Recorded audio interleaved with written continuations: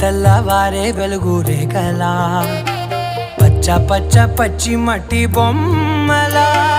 అల్లి బిల్లి వెన్న పాల నురగలా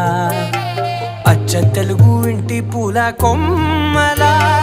దేవదేవుడే పంపగా ఇలా దేవతే మా ఇంట అడుగే పెట్టెనంట బ్రహ్మ కళ్ళలో కాంతులే